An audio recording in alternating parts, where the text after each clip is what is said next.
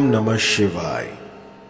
तंत्र के रचयिता भगवान शिव को मेरा नमस्कार है।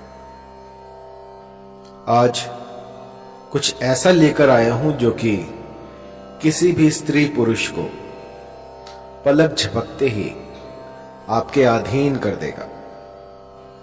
एक ऐसा चमत्कारी मंत्र जो कि एक बार किसी पर लगा दिया जाए तो सामने वाला ना दिन दिखेगा ना रात, ना उसे भूख लगेगी ना प्यास, बस 24 घंटे आपके बारे में सोचता रहेगा।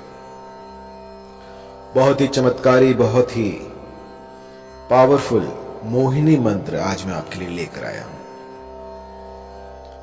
यह मंत्र जब मैंने पहली बार अपने किसी साधक को दिया था तो उसने मुझे बताया कि उसकी जो गर्लफ्रेंड है उसने उससे शादी कर ली है इस मंत्र के द्वारा, और इसके बाद शादी हो जाने के बाद भी उसकी जो पत्नी थी वो उसे काम पर नहीं जाने दे रही। वो कह रही है कि मेरे ही पास बैठे रहो, बस मैं आपको निहारती रहूं। सोचिए, इतना चमत्कारी है ये मोहिनी मंत्र। एक स्त्री ने अपने पति पर यह किया और पहले ही दिन में उन्हें असर दिख गया। असर इतना तीव्र था कि पतिदेव जो लव ट्रायंगल में फंसे हुए थे उन्होंने उसी क्षण उस तीसरी स्त्री को अपने से अलग कर दिया और अपनी पत्नी के साथ कुशल मंगल रहने लगे।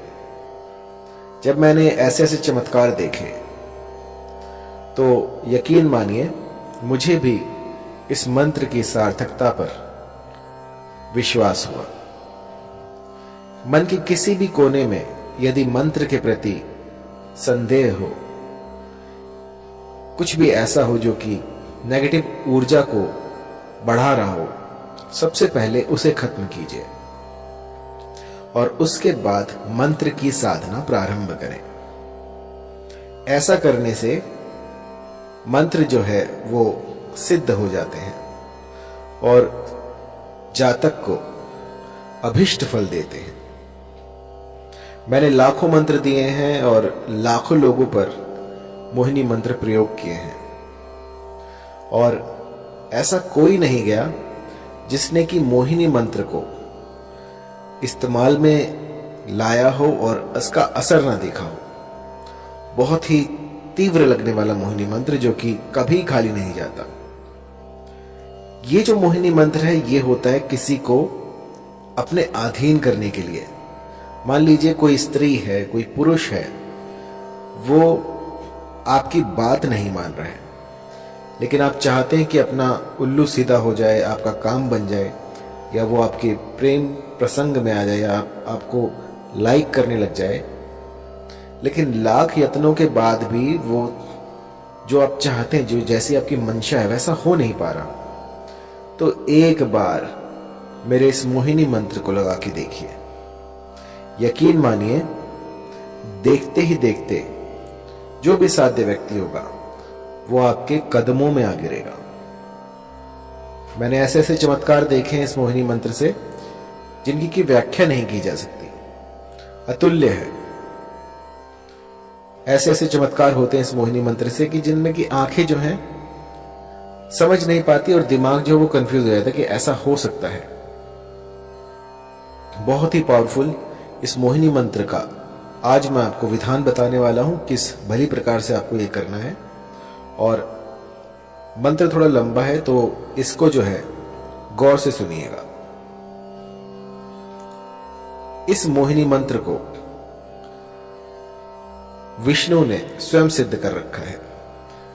जब श्री हरि ने विष्णु का अवतार लिया और मोहिनी रूप में वो इस जगत में आए, उस समय पे ये जो मंत्र है ये प्रकट हुआ था और उस समय से आज तक इस मंत्र में जरा सा भी बदलाव नहीं हुआ है। ये जो का त्यों मैं आपको दूंगा, क्योंकि होता क्या है कि मंत्र तो बहुत सारे होते हैं लेकिन क्योंकि समय काफी लंबा हो गया है और ये सारे जो हैं हम गुरुमुख से लेते हैं, तो कई बार जो है मंत्रों में त्रुटियां हो जाती हैं।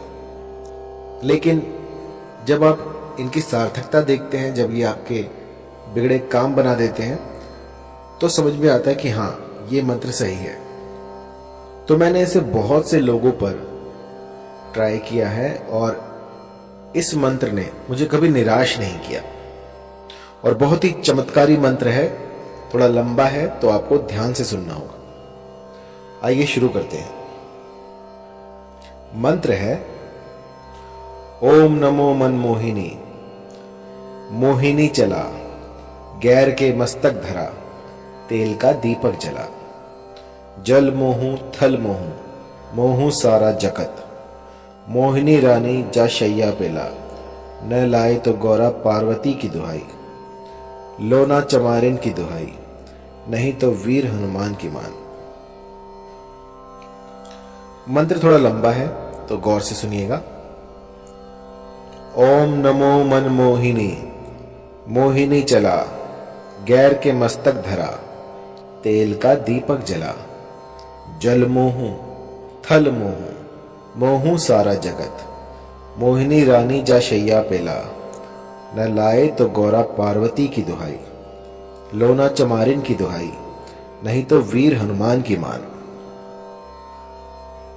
इस मंत्र को भली प्रकार से कंठस्थ कर लीजिए और किसी भी शुक्रवार से इसका गुम्फन शुरू किया जा सकता है।